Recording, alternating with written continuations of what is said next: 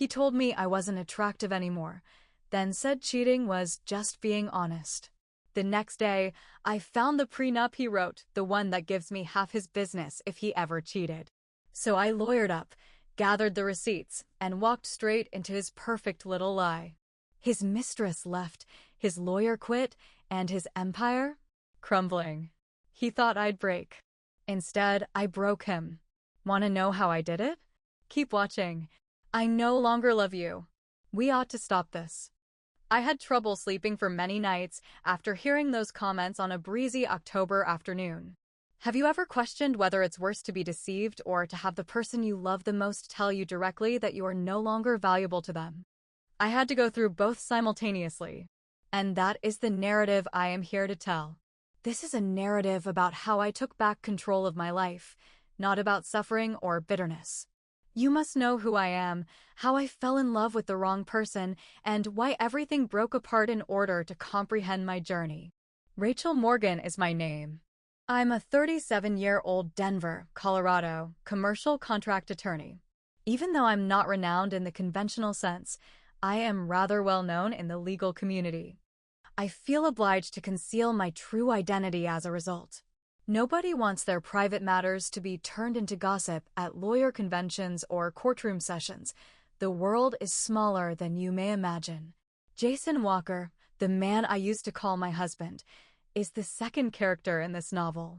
41-year-old CEO of upscale restaurant company with locations in New York and Los Angeles. When we first met at a professional networking event, I was drawn to Jason because he was personable, self-assured, and ambitious. I thought I had discovered the perfect companion, someone who would be able to relate to the stresses and responsibilities of a hectic work life. However, Jason's goals went well beyond success in the workplace. He was always looking for more celebrity, more money, more women he thought were more valuable than me. We were both at the height of our careers when we got married more than 10 years ago. But marriage was not at all like the romantic films I had watched in the past. Jason grew more aloof after a few years of stability. He was spending fewer and fewer evenings at home, and our chats were getting shorter. Rather, there were long business travels and incessant urgent meetings. I persuaded myself that it was just a difficult time that every relationship experiences, in spite of the warning flags. I reminded myself that Jason was stressed out at work and that we would get through it if I had patience. But I had a gut feeling that something wasn't right. He had emotionally abandoned me in addition to being physically gone. When I ultimately made the decision to find out, I found out just what I had been most afraid of. However, that realization was just the start of my struggle for self-determination. Much more was to follow. And I'll tell you everything. It was difficult for Jason Walker to leave hints. He was astute and always knew how to keep up his public persona, particularly in my presence. However, no matter how intelligent a person is, they will eventually be unable to conceal the minor adjustments to their daily schedule. More over a year ago, I began to notice such changes. Promises to arrive home on time were initially broken. He would take time off to attend pressing shareholder meetings or do unexpected branch inspections of his restaurants. He started traveling farther and more often for work. Jason would casually tell me, "I'll be in New York this week," and then maybe stop by Dallas before heading back. Even though I was used to his busy schedule, there was something about his voice and eyes that kept making me question things. Jason had been more conscious about his appearance lately than ever.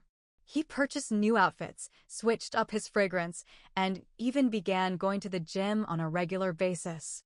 I asked in jest, "Are you going to be a model?" He laughed dismissively and said, "Don't be dumb, Rachel. All I want is to appear more polished when I meet with clients."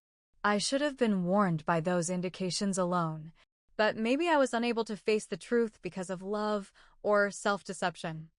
I didn't want to think that the man I had truly loved could turn on me. That is, until Jason informed me one Saturday night that he had to take a plane to Chicago for an urgent conference. I made up my mind as soon as he left the room. I was going to learn the truth this time. I began by looking through his home office. Though not entirely cautious, Jason was discreet. I discovered an old laptop he had used years ago in a locked drawer. It appeared innocuous at first. However, I found a different Facebook profile, a secret one I was unaware of, when I turned it on and looked through the stored accounts. As I opened the profile, my breath seized in my throat. A picture of Jason with a young woman was the first thing to show up. It said, "Every day feels brighter with my beautiful girl." I felt sick to my stomach. She looked flawless, with golden hair that would have graced a magazine cover and a dazzling grin. My worst suspicion was validated by the pictures and oblique messages. Jason was having an affair. I was immobilized as I sat there. As I scrolled through every photo and message, my hands shook. He had been with her during all the periods he claimed to be occupied with work. Under the pretense of client meetings and business travel, the intricate lies were concealed. I had the impression that our marriage had been a front. I had trouble sleeping that night. I was overtaken by pain and anger. I had always been an astute attorney, able to spot dishonesty in any situation. And yet here I was, at the most intimate part of my existence, blinded by my own denial. The following morning, I decided. I refused to remain passive in this web of lies any longer. Jason had to confront the reality. I was determined to prove to him that there were repercussions for anyone who betrayed and manipulated me. On Monday morning, Jason came home as if nothing had occurred. He loosened his tie casually as he entered the room and inquired, "Did you prepare me a cup of coffee?" He spoke in a calm, light voice, but it seemed to me like a front. Determined to maintain my composure, I tightened my hands and steadied myself. I remarked icily, fixing my gaze on his, "We need to talk." Jason froze, a moment of surprise followed by annoyance in his eyes. "Why is there so much tension?" His voice was irritated as he said, "I just got home." I pulled out my phone, flipped to the picture of him and that woman, and held it up to him. "Will you continue to act like this?" I questioned, my voice quivering a little with controlled rage. After a lengthy period of staring at the screen, Jason laughed. A callous, icy chuckle. "Oh, you have done some research, haven't you?" I was hit by his response like a pail of frigid water. "You only have that to say? You tell me about your affair like this?" I questioned, shocked by his lack of interest. As like it didn't matter, Jason shrugged. "Listen, you're being overly sensitive, Rachel. My relationship with her is not serious. Instead of constantly attempting to control me and acting like a judge, you should concentrate on your work," he remarked nonchalantly. I felt a wave of anger rise within me. "Do you have control? Do you mean me? You want to blame me for all the late evenings you spent at home and the false pretenses of work travels you told to spend more time with her?" With a sigh, Jason's face changed to one of fatigue and disdain. "To be honest, Rachel, you're exaggerating this. We are no longer the same. You don't care about me since you're too focused on your legal profession. In addition, you've lost some of your former beauty." His final words pierced me like a blade. I was unable to breathe and stood motionless. "What just did you say?" I repeated, startled. With a brutally distant tone, Jason shrugged once more. "You heard me. A better-fitting wife is what I'm looking for. Someone with good looks. Someone who doesn't get caught up in meaningless court cases and who knows how to look after herself." He stated that with no regret at all. I struggled to maintain a steady voice. "Do you truly believe that cheating is the answer to your problems?" He laughed icily, without humor. "To be honest? Indeed. Additionally, I've already decided what I want to do. I'm going to file for divorce. This fake marriage is not something I want to continue. You should start packing. I've hired a lawyer. You must go." My heart was exploding as I gazed at him. This was what I had left after almost 10 years of marriage? "Jason, you're a coward. However, do not believe for a moment that I will allow you to leave without taking responsibility for your actions." Sequences, Jason let out a big laugh. "You have no chance against me, Rachel. You'll only make a fool of yourself. Everything is laid out for me." His taunt went unanswered by me. I secretly swore that Jason would be held accountable for the suffering he had brought about. This was only the start of my battle to recover my independence and self-respect. Jason was unaware that I was a difficult opponent to overcome. The hard way will soon be his lesson. With my head still spinning from Jason's hurtful remarks, I entered my home office. He genuinely believed he was ahead. However, he had overlooked a crucial point. I am not easily pushed into a corner. As a lawyer, I would never allow someone to violate my honor without retaliating. I came across the prenuptial agreement, a vital document we had signed prior to marriage, while going through some old files. Since we were both establishing our careers at the time, we both agreed that the contract would safeguard our interests in the event that something went wrong. The 8th article, in particular, made it very plain that the other partner would be entitled to half of the company's assets if either party committed adultery. I located the original agreement right away. I nearly grinned through my rage when the words asset division in the event of infidelity were said. Jason had been so conceited that he thought I wouldn't have the courage to question him. During a legal meeting where I was in charge of the specifics, he had conveniently forgotten that he had consented to this condition. For the next 3 days, I spent all of my time collecting proof. The schedules for his fictitious work travels, hotel receipts, messages, and even pictures from his private Facebook account were all painstakingly collected and recorded. A peculiar calmness swept over me as I printed each page. There would be repercussions if Jason managed to get out of this divorce. After finishing my preparation, I scheduled a consultation with Jason's lawyer, Mark Sullivan. We met at a peaceful cafe close to the city center. Mark had years of expertise as a well-known family law lawyer. I was aware that he most likely anticipated our encounter to be a straightforward, everyday conversation. He didn't know, though, because I was well prepared. Mark smiled pleasantly and was kind as we started the talk. "Miss Carter, Jason told me that this would only be a preliminary conversation to settle things amicably." I laughed quietly, my eyes fixed on him. "Oh!" "Thus, he has not disclosed to you the true purpose of this meeting." I calmly pulled a heavy bundle of papers from my backpack and set it on the table before him. "Before moving forward with any plans for your client, you might want to review these." Despite his mild scowl, Mark opened the file. His face became pale as he absorbed the indisputable proof of the affair, but his expression soon changed as he skimmed the pages. Any defense he might have had was broken by the images, hotel receipts, and text messages. He was obviously shaken and whispered under his breath, "Oh my God." "And that's not all," I added in a cool but piercing voice. "Because of Jason's adultery, I am entitled to half of his business assets under the terms of the prenuptial agreement. Mr. Sullivan, I will not back down. Therefore, I advise you to think twice before continuing to represent your client."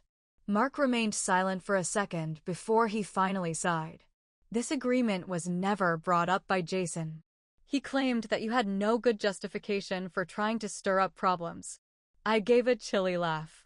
"Well, I believe you now understand who is actually causing issues in this situation." Mark promised at the end of the discussion that he would need to speak with Jason. No lawyer wants to defend a dishonest client, especially when they are up against an experienced lawyer like me, and I understood exactly what it meant. Without recognizing it, Jason had backed himself into a corner. And this was only the start. Everything that happened in the days after the discussion with Mark Sullivan was exactly what I had expected. After witnessing the overwhelming evidence and the terms of the prenuptial agreement, Mark promptly resigned from the lawsuit, refusing to continue representing Jason. Jason was incensed by the news. He kept calling and texting me, but I didn't bother to answer any of them. Feeling both hurt and determined, I thought, now let's see who's the real joke in this divorce. Jason first maintained his haughtiness, claiming that he would beat me with another renowned attorney. However, as the weeks went by, I started to hear from colleagues that nobody was interested in taking on his case. Every member of the legal world was aware of my reputation and acknowledged that Jason had committed too many serious mistakes. The doorbell rang frequently on a Saturday morning while I was getting ready for a virtual meeting with a customer. Not expecting anyone at that hour, I scowled. I was shocked to see Jason standing there when I opened the door. He didn't resemble the polished man I had known at one point. His face was haggard with anxiety, his hair was unkempt, and he was leaner. "Rachel, we need to talk," he stated in a shaky voice. I looked at him icily with my arms folded. I believed we had decided to speak with our attorneys. "Not able to locate someone to take on your case." Jason's head dropped, obviously uneasy. "You must understand, Rachel. It's not as easy as you believe. I've ended that relationship because I see I was mistaken. Are we able to speak like adults?" I arched an eyebrow. "That partnership? Do you mean your mistress?" "Fascinating. When she realized you were no longer wealthy, did she leave you?" After a few period of silence, Jason sighed deeply. "She is irrelevant. We are what counts. We used to be happy, didn't we? I am aware of my errors. However, Rachel, everyone makes mistakes. We can resolve this." I actually laughed bitterly at those words. "Do you really believe that I'm foolish enough to return to you after a few apologies, Jason? After all of your actions?" Avoid being absurd. Despite his best efforts to remain calm, I could see the despair in his eyes. "I'm losing everything, Rachel. You'll ruin me if you go to court over this. Tell me what you want, please. As long as you don't steal half of my business, I'll do it." I took a step forward and met his eyes directly. "Remember who added that clause to the prenuptial agreement?" He didn't answer. "You did. You now have to deal with the repercussions. Don't come pleading here. Long ago, I gave you an opportunity to be honest. But you decided to turn on me. We're finished." Jason's face went white. He persisted in begging, but I had lost all sympathy for him. "Jason, get out. And please don't return," I replied forcefully as I slammed the door. His footsteps retreated softly outside. I took a big breath and stood motionless for a while. The conclusion of this war was in sight. Jason had believed he could keep me under control indefinitely, but he was suddenly aware of the brutal reality. The only person in charge of my life is me. The divorce process went more quickly than I had anticipated. Jason was totally at a disadvantage due to the indisputable facts and the explicit provisions of the prenuptial agreement. Eventually, he was forced to sign the contract, giving me half of his company's assets. We didn't need to take the matter to court any further. I prevailed with conviction. The triumph was the last step in ending a difficult chapter of my life, even though it didn't provide the happiness I had hoped for. The business world rapidly learned of our divorce a few weeks later. When Jason told several of his partners that I had taken almost half of his assets, they were taken aback. His formerly prosperous chain of high-end eateries was currently having serious financial difficulties. Jason had to sell his enormous estate in the Denver suburbs and move into a small rental apartment in a middle-class neighborhood because he was unable to sustain his extravagant lifestyle. He was no longer with the woman he had once hailed as his genuine love. Rumor had it that she vanished the moment she learned that Jason was no longer rich. When he betrayed me, he sowed the seeds of the icy disdain she now showed him. Karma struck more quickly than he anticipated. I concentrated on re-establishing my reality as Jason battled to adapt to his new one. I had a reliable source of income from the company shares I had purchased. I employed a qualified staff to handle operations instead of managing them myself. This made it possible for me to focus on my legal profession and, more significantly, on my personal health. My best friend Sophie, whom I hadn't seen during the divorce process, called me one day. "This weekend, Rachel, let's go somewhere to unwind. It's time to savor the rewards of your hard-won success." I laughed when Sophie offered her suggestion. She was correct. I'd been fighting and enduring the storm of my life for far too long. It was time to give myself a little indulgence. We rented a modest villa in Aspen, went up to the mountains that weekend, and hiked along lovely trails all day long while taking in the pure air of the outdoors. For the first time in months, I started to feel genuinely relieved there. "Sophie, life is so lovely." I grinned as I took in the breathtaking sunset in front of us and remarked, I forgot what it felt like to breathe freely like this. Sophie gave a nod of consent. And you're worthy of it. Rachel, no one has the right to continue to cause you pain. You should start living for yourself now. Her remarks acted as a wake-up call. I came back from that vacation with a different perspective. I made the decision to purchase a new home in order to furnish a place that I could genuinely call home, not to show off or prove anything to others. The new villa was encircled by a spacious garden and situated in a quiet area. Unlike when I lived with Jason, I took the time to decorate it, choosing every piece of furniture to fit my style. Over time, my life steadied and developed in ways I never could have imagined. I gained the confidence of more clients and kept taking on significant legal matters. My legal firm staff respected me for my knowledge, as well as for the fortitude I displayed throughout the most trying time in my life. I was sitting in my office one afternoon when Jason sent me an email. "Can we talk?" was the succinct subject line. I read his contrite remarks in the email when I opened it. Jason acknowledged his mistake and expressed his desire to meet with me to personally apologize, with the hope that we might continue to be friends. I shook my head and laughed quietly. Friends? After all? I took a while to reply. It wasn't because I still hated him or desired retribution. I just knew I didn't need his excuses anymore. Jason was no longer a part of the new chapter that had begun in my life. I closed my laptop and hit the delete button instead of responding. Then, feeling lighter and more liberated than ever, I went outside to bask in the soft afternoon sunlight. Despite the difficulties along the way, I had gained important knowledge. You are the only one with the authority to govern your life. And when you defend yourself, the world will appreciate your strength. After surviving the hurricane, I was finally leading the life I had earned. A life of liberty, prosperity, and optimism. The Rachel Morgan story. A path from disappointment and treachery to fortitude and success.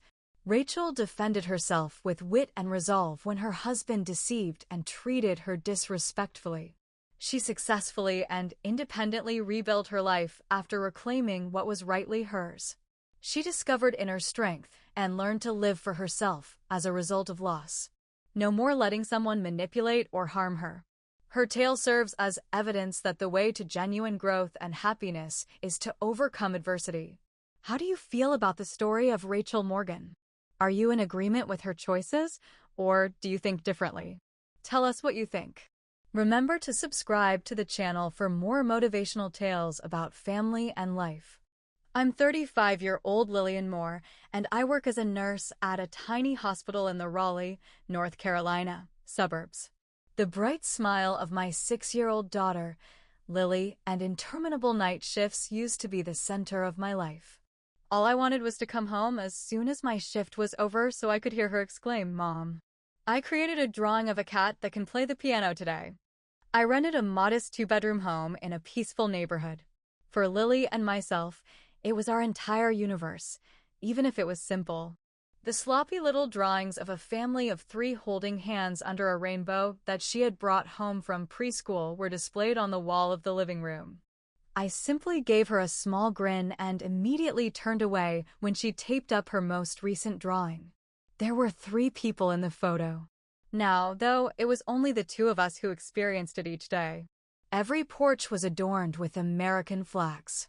I recalled my previous visit when the yard was completely overgrown and the walkway was almost discernible through the weeds. However, everything was different this time. It was a well-kept lawn. Along the porch, bougainvillea was in full bloom and a child's bike was standing perfectly erect beneath a tree's shade. Purple ribbons adorned the handles of a pink bicycle. Obviously not Lily's. Nothing had been brought with us. I shut off the engine and parked a little distance away. Lily's eyes glistened as she glanced around. "Mom, there's Grandma's house. Can we enter right now?" I turned to her after softly grasping the steering wheel. "Lily, give me a minute. I simply want to take a quick glance around." I pulled my coat tight and went outside. I watched from a distance as a young woman with a garbage bag and nicely tied blonde hair left the house. After giving my automobile a quick check, She returned inside and closed the door. A chill went through my body.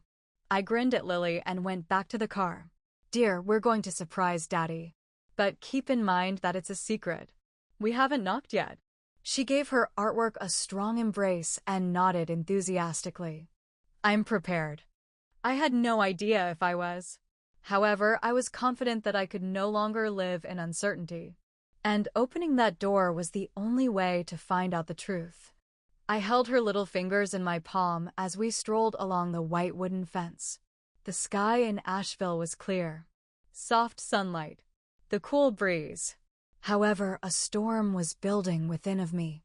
When a middle-aged woman with a curly-haired dog crossed the street, we were only a few houses from Sylvia's. She gave me a startled glance before grinning broadly.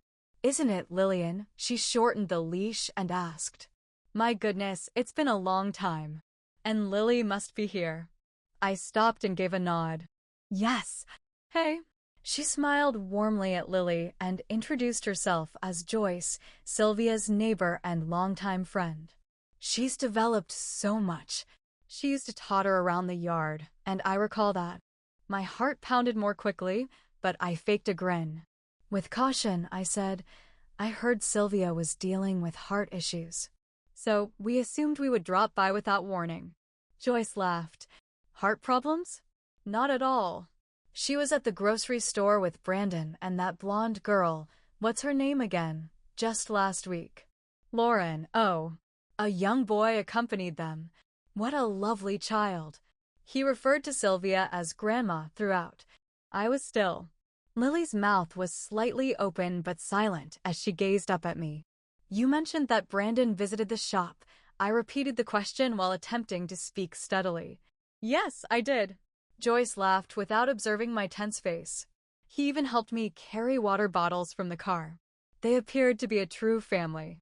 Now that she is older, Sylvia has grandchildren to keep her company, which is lovely. I gave her a small nod, thanked her, and continued to walk with Lily.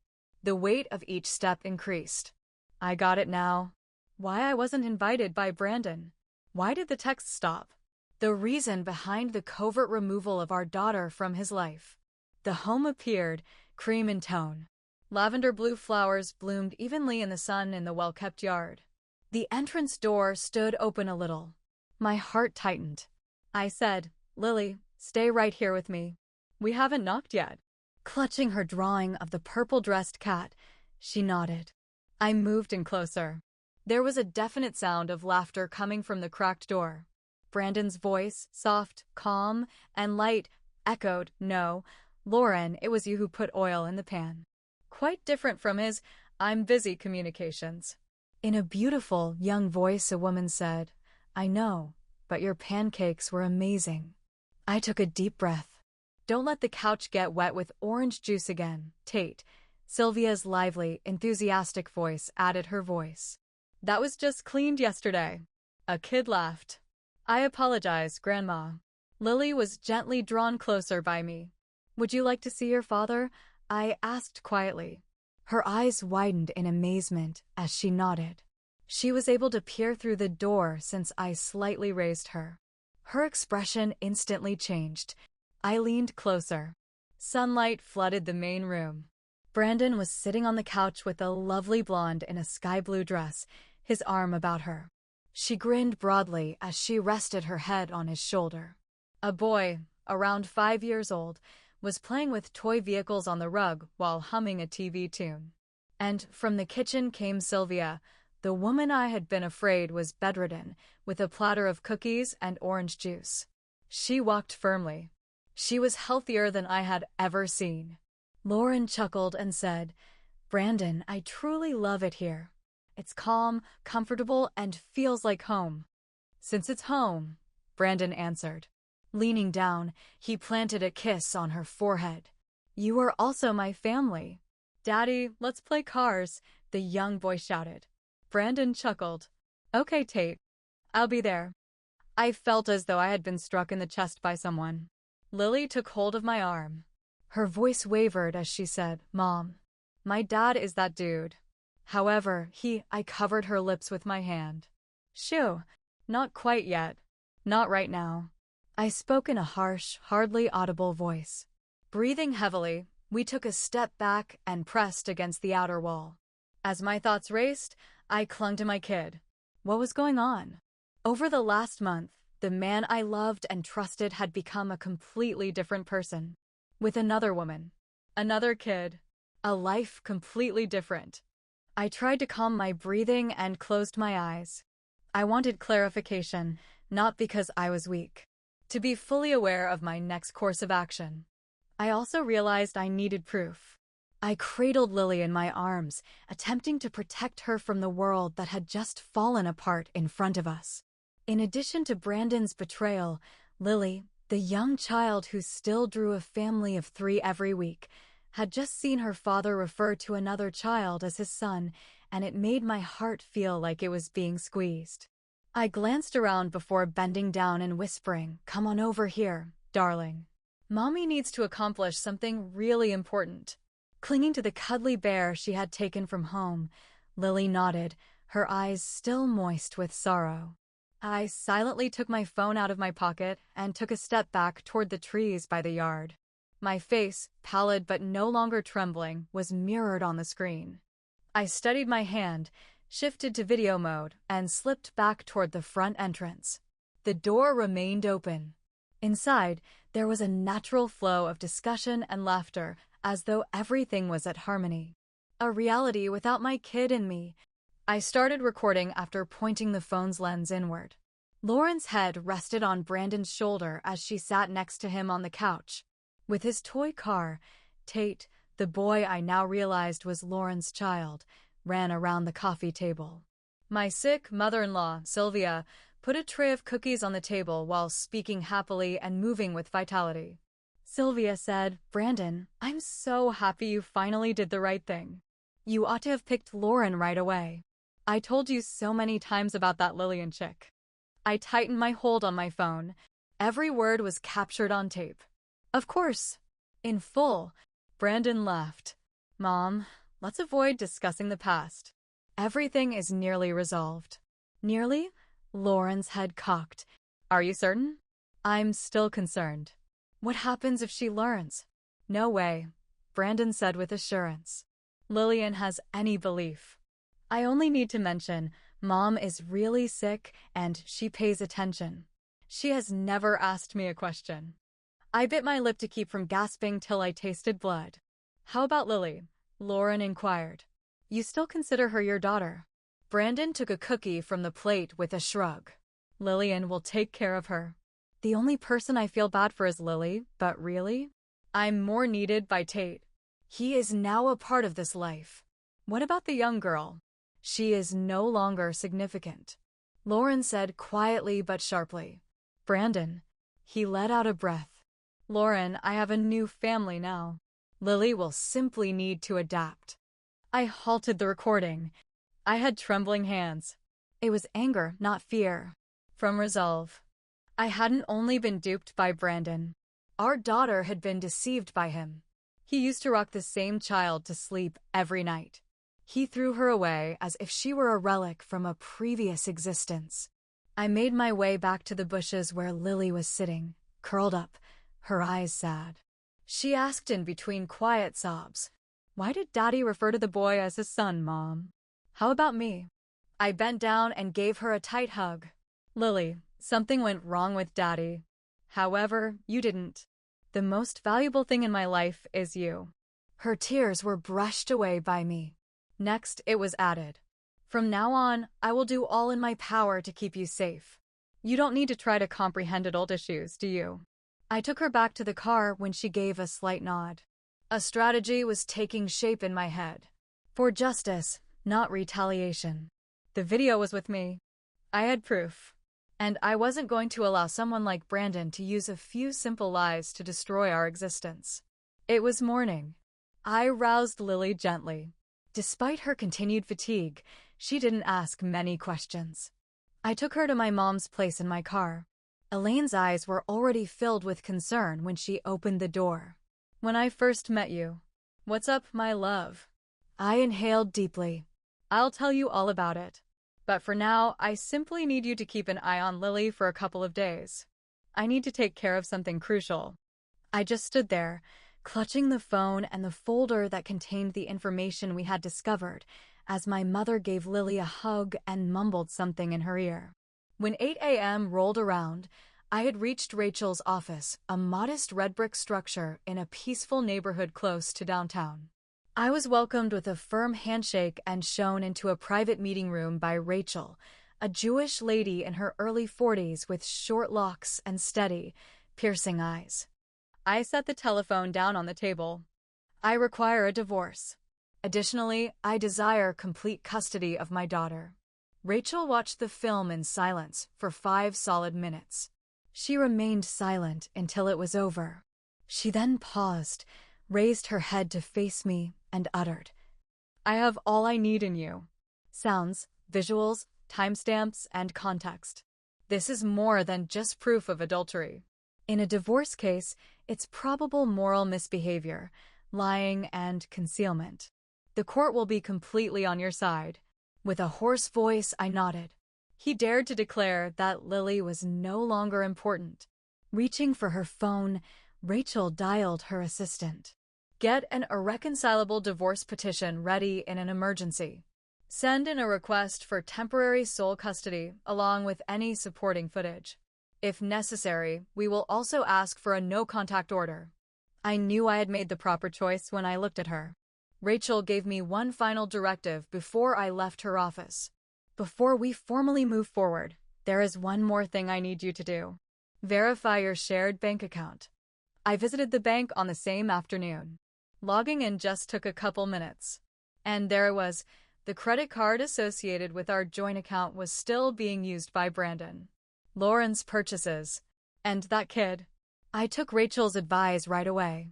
I took out half of the money, moved it to a new account in Lily's and my names. I then permanently locked all external access. I went back to my mother's place that night and sat down to eat with her and Lily. When my mother looked at me, she saw someone who wasn't confused or apprehensive for the first time in years. "You've already decided?" she inquired. I gave a nod. Not only for myself. For Lily. I refuse to allow her to grow up in a society where she can be discarded like a used item. Mom gave me a hand squeeze. She didn't speak again. I felt something I hadn't felt in a long time when I lay next to Lily that night and listened to her calm breathing. Brandon no longer frightened me. He wasn't scared of his justifications, his guilt, or the phony little family he was attempting to establish in Asheville. I'd lost enough. It was now time to take back what was rightfully mine, with the help of the law, the silence of the facts, and the insight of a mother who would never give up. Days later, I was standing in front of the house's recognizable white gate in Asheville, which had formerly stood for trust, but would now represent the demise of all remaining illusions. Rachel Linwood, wearing a charcoal suit, was standing next to me. Her eyes were chilly but determined, and her posture was firm. She had a folder in her hand, ready and stamped. Divorce documents, petition for custody, financial records, as well as the video, the one that caught all the words of treachery. Rachel gave me a look. "All set?" I gave a nod. More than before. The stone path led us higher. In stark contrast, bougainvillea was still in full bloom over the porch. The doorbell was rung by Rachel. Brandon opened the door a moment later. His expression froze in complete shock. "Lillian, why are you here?" I gave him a direct, expressionless glance. "I came to complete the task you began." Brandon looked at Rachel and then over my shoulder. "Who is Rachel Linwood?" I said on his behalf. "My lawyer. We must speak. This is not a good moment. Tate and Lauren are sleeping." In a calm yet forceful tone, Rachel interrupted, "And my mom, then wake them. Because your fantasies are going to be revealed." Before Brandon could stop me, I entered the room. Through the door's crack, the living room seemed exactly as it did. Clean, comfortable, whole, but without Lily's spot. With her coffee mug in hand, Lauren left the kitchen. After focusing on me, her terrified gaze quickly shifted to Brandon. "Why is she in this place?" She put down her drink immediately and asked. I didn't respond. After opening the folder, Rachel took out a number of documents. "Our purpose is to serve divorce papers backed by comprehensive proof of dishonesty, deception, and treachery. This is a copy of the full parental rights custody petition.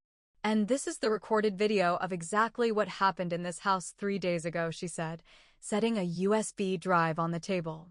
Brandon's face went white. Then, with her phone still in her hand, Sylvia emerged into the corridor. "What's happening?" "Lillian, why are you here?" I looked to her, the woman who had watched my family disintegrate and who had once spoken to me as a decent daughter-in-law. I remarked icily, "You seem well." It's not exactly what one would anticipate from someone who is allegedly too ill to entertain. Sylvia stopped. Then he hissed, "You don't need an explanation from me." "No," I said, "since everything has already been captured on tape." Lauren's voice rose as she turned to Brandon. "You said she had no knowledge. It was definitive, you said." "I'm now your family," you stated. Brandon tried to speak quietly as he mumbled, "Lauren, now is not the time." "Brandon, she dropped a bombshell right in the middle of your house." With a venomous voice, she yelled and then turned to face me. "You believe that a pile of documents will allow you to steal him?" I made eye contact with her. "No. A man who betrays his own child is not someone I need. My daughter, whom he said was no longer important, is the one I came here to safeguard." Brandon winced. "I didn't mean it that way, Lillian." Calmly, Rachel opened her phone and listened to the recording. Brandon's voice could be heard clearly. "Tate needs me more. I have a new family now, Lauren. Lily, she'll just have to get used to that." The room fell silent. Unable to speak, Brandon stepped back. I inhaled deeply. "I came here not to plead. Lily and I decided that we no longer needed you." Suddenly, Sylvia yelled, "Leave my house now." Rachel smiled icily as she turned to face her. "According to the law, this residence is not entirely yours until the asset division is completed. Additionally, your son continues to use marital funds for dubious personal needs based on the bank records. That will be of great interest to the court." Brandon buried his face in his hands as he fell onto the chair. Lauren rushed upstairs and slammed the door so forcefully that the wall picture frames trembled. I didn't have anything more to say. I just turned and left that house with more steady steps than I had ever had. Over Asheville, the sky was gray. However, a light was starting to shine within of me. I was on my feet, and I wouldn't turn around. Not all of my closure was lawful. It was a genuine liberation from all I had previously struggled to cling to. Lily murmured softly as she blew out her candles, cuddled her teddy bear, and leaned down to whisper in my ear, "Mom, you know what? I can't recall the birth date from previous year. However, I will always remember this one." Emotion clenched in my throat, because she was allowed to be herself this year. I did the same. I occurred to learn about Brandon 10 months after the court formally gave me full custody of Lily. It wasn't from him, of course, but rather via a social media post made by a mutual friend. The same insurance business used to employ that friend.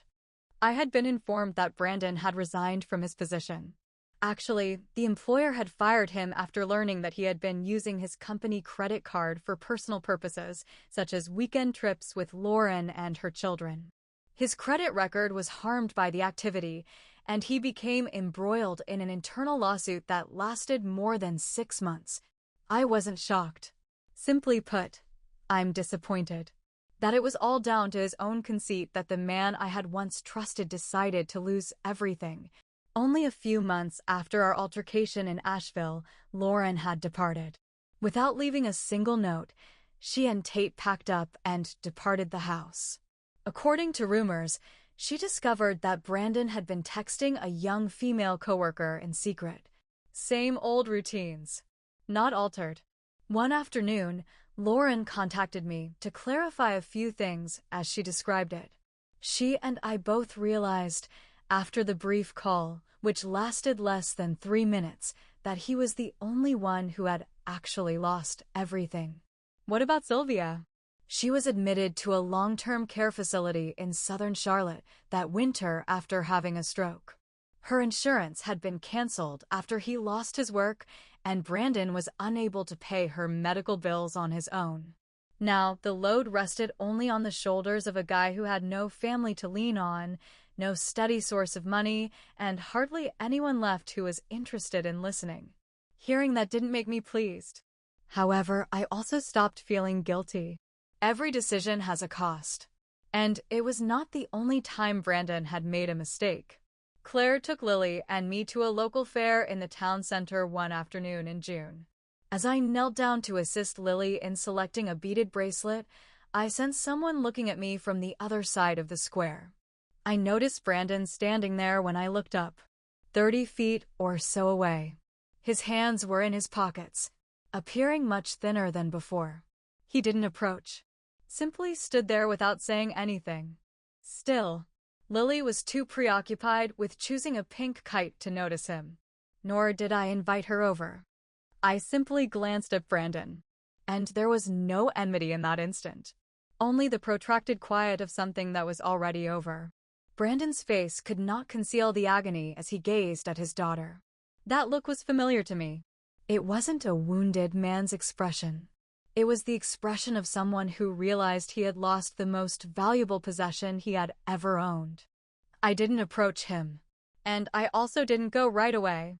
I just lightly squeezed Claire's hand. Together, we departed from the fair, leaving a man standing by himself in the throng, invisible to the others. Lily looked up as she was painting at the dining table that night and said, "Mom, is it possible for us to visit the park tomorrow?" I nodded gently to her. "Obviously. We're going to the new bakery first, though. They have your favorite cinnamon rolls." Her eyes brightened as she nodded. "Then, remember to bring the orange juice, shall we?" I approached her, gave her a hug, and planted a kiss on her forehead. "I'd bring the entire world if you wanted it. No one else was necessary. Not a family that was forced. Sorry for the late apology. Because we made something real together. And it was sufficient." There is more to Lillian's story than merely overcoming treachery. It serves as a reminder that women don't have to put up with something that is already decaying on the inside. She went from being a betrayed wife to a powerful mother, defending her daughter and re-establishing her life on her own. In truth, we all make mistakes. The most important thing is having the guts to get up. Must leave behind things that no longer benefit us. And to make our own decisions with dignity and genuine autonomy. How do you feel about Lillian's decisions and her path? Leave a comment below with your opinions. For more moving, frank tales about family, resiliency, and the unexpected paths that mold us, don't forget to subscribe to the channel. And that's the thing about betrayal. It hurts, but it doesn't have to define you. Sometimes, the loudest revenge is your silence. The most powerful answer? Living well, growing stronger, and choosing peace over chaos. If you're carrying anger, set boundaries. Focus on healing, not hurting. Let go with dignity and reclaim your life. Have you ever faced betrayal and come out stronger? Share your story in the comments below. You never know who you might inspire. Because sometimes, the most powerful chapter begins after the storm. So tell me, what did rising above look like for you?